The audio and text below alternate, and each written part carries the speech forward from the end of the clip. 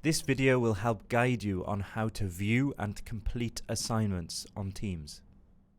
Assignments are a really fantastic way for you to complete work and to be able to keep track of it over time.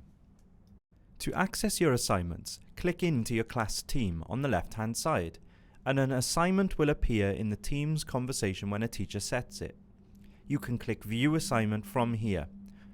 Alternatively, you can click Assignments at the top to view all of your assignments.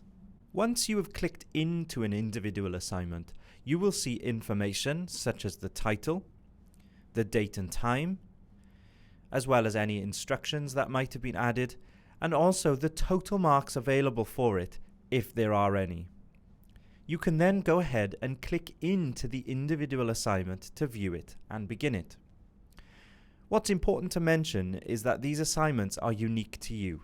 When you edit this document, when you click into it, you edit it for you and not the entire class. I can go ahead and complete this now. Now, please don't take my responses too seriously. These are just an exercise. The beauty of using the assignment feature is that your work will save as you go along. Just try and ensure it's as presentable as possible for the teacher so they can see your work clearly.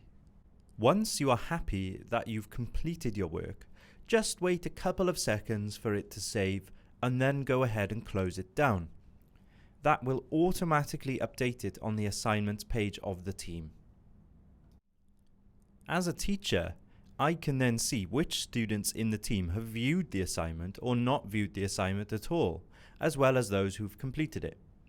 I can then go ahead and view their work and provide feedback and even give it a mark.